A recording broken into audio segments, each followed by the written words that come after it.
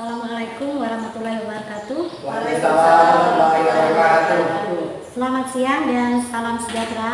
Siang. Pada hari ini, pada siang ini kita akan melanjutkan materi dalam hal penerapan cara pembenihan ikan yang baik. Saya minta kepada ketua kelas untuk dapat mempersiapkan kelasnya sebelum kegiatan pembelajaran ini kita mulai dengan memimpin doa. Silakan. Sebelum kita mulai kita berdoa. Mulai. Berdoa selesai.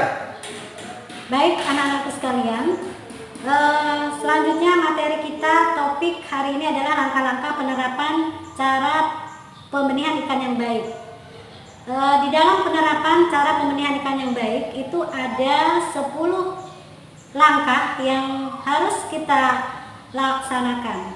Yang pertama adalah komitmen pimpinan puncak. Nah, dalam hal komitmen pimpinan puncak ini merupakan yang utama di dalam melangkah lebih jauh ke penerapan CPIB. Tanpa adanya komitmen pimpinan yang jelas dan tegas, maka penerapan CPIB akan sulit untuk dilaksanakan, sehingga apa yang direncanakan oleh sebuah unit pembenihan tidak akan dapat tercapai. Langkah yang kedua adalah penunjukan MPM. Nah, dalam hal penunjukan MPM, pimpinan unit itu memberi kewenangan kepada manajer pengendali mutu untuk mengelola, memantau, mengevaluasi dan mengkoordinasikan penerapan CPIB di lapangan. Penunjukan seorang MPM berdasarkan kriteria kompetensi kepemimpinan dan pemahaman terhadap sistem yang berlaku pada masing-masing unit pembenihan tersebut. Dan tidak lupa, hal yang sangat mendasar adalah sudah memiliki sertifikat MPM yang dikeluarkan oleh Direktorat Jenderal Perikanan Budidaya. Jadi anak-anakku sekalian, seorang MPM itu bisa dan harus mempunyai akses komunikasi secara langsung dengan pimpinan puncak, pimpinan unit pembenihan. Nah, ditunjuk dari anggota manajemen, karyawan atau anggota kelompok pembenih. Satu hal yang harus kita perhatikan dalam penunjukan MPM itu adalah bahwasanya seorang MPM tidak boleh merangkap tugas sebagai manajer produksi, dan seorang MPM bertugas melaporkan kepada pimpinan unit tersebut tentang penerapan CPIB. Selanjutnya, seorang MPM juga harus mempromosikan kesadaran tentang persyaratan pelanggan dan CPIB di seluruh fungsi dan tingkatan di unit pembenihan tersebut. Selanjutnya, langkah penerapan CPIB yang ketiga itu adalah pembentukan tim CPIB. Jadi di sini bisa kita pahami bahwasanya tidak mungkin seorang MPM bekerja sendiri, tetapi seorang MPM dan tim itu harus dipilih oleh pimpinan puncak, pimpinan unit. Jadi tim CPIB itu terdiri dari seorang MPM, seorang pusat yang berfungsi sebagai pusat pengendali dokumen, dan perwakilan dari masing-masing bagian. Yang keempat adalah struktur organisasi.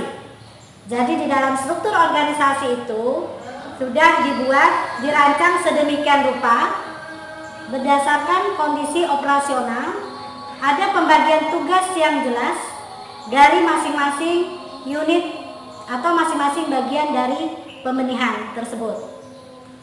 Oke. Setelah struktur itu terbentuk, berikutnya langkah yang kelima adalah kita mempelajari persyaratan CPIB. Ya, jadi bagaimana kita bisa menerapkan CPIB itu kita harus mempelajari dan memahami dulu persyaratannya. Karena itulah kunci sukses kita dalam penerapan CPIB. Di langkah yang keenam itu ada yang namanya pelatihan karyawan.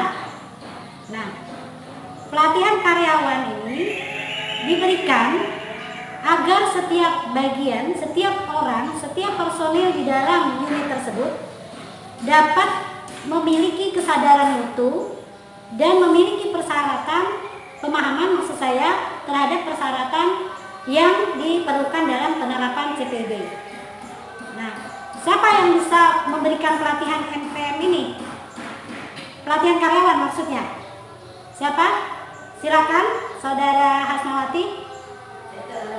Seorang MPM.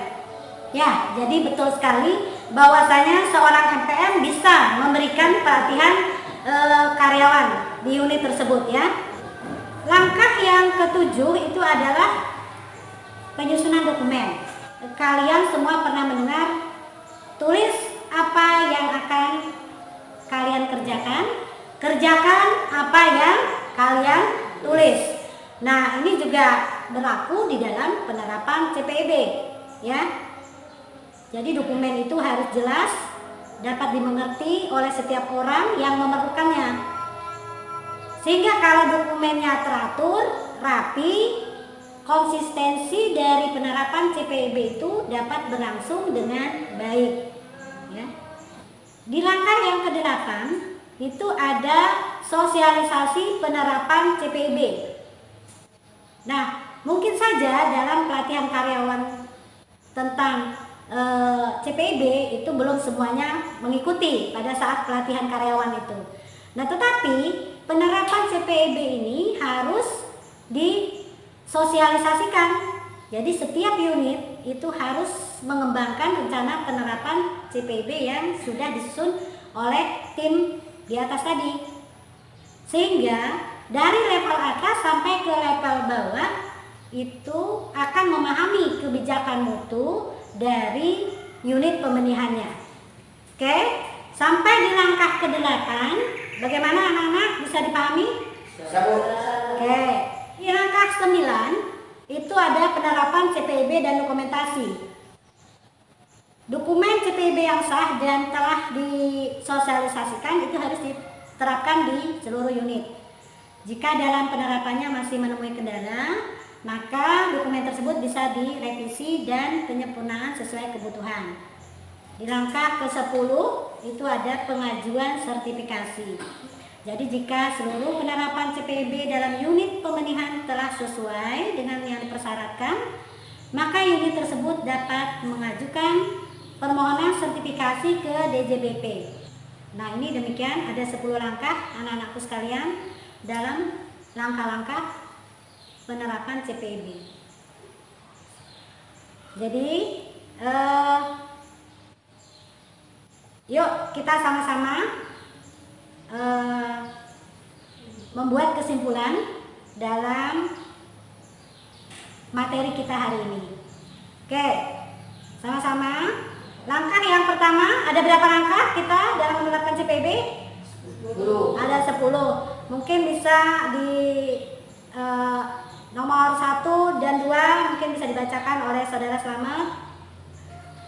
Oke, 1. Komitmen pimpinan puncak atau pimpinan unit. Nomor 2, penunjukan MPM.